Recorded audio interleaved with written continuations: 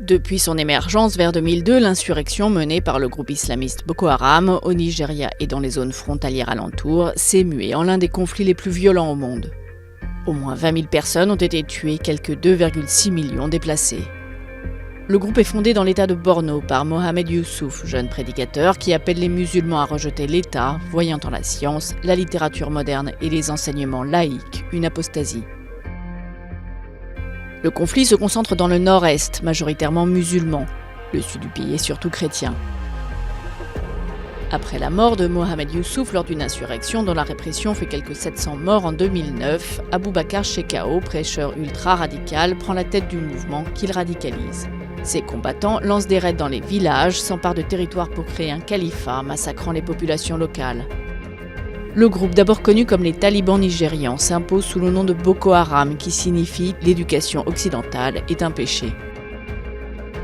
En 2014, il kidnappe 276 étudiantes en plein sommeil dans leur pensionnat à Chibok.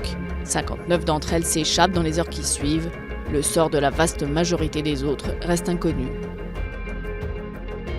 En 2015, Boko Haram déclare allégeance à l'organisation État islamique. Une force multinationale composée de Nigérians, Nigériens, Tchadiens et Camerounais se crée pour déloger le groupe qui multiplie les attaques transfrontalières. Goodluck Jonathan, président de 2010 à 2015, a été critiqué pour la lenteur de sa réaction aux violences. Son successeur, Muhammadu Buhari, coopère davantage avec les pays voisins. Il estime avoir techniquement vaincu le mouvement, une affirmation qui semble cependant prématurée.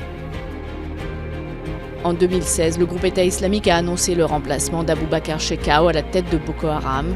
Abubakar Shekau a démenti, plongeant Boko Haram dans une lutte pour le pouvoir. Mais les conditions qui ont permis l'essor du mouvement restent là. Corruption endémique, pauvreté, retard de développement et disparité entre nord et sud.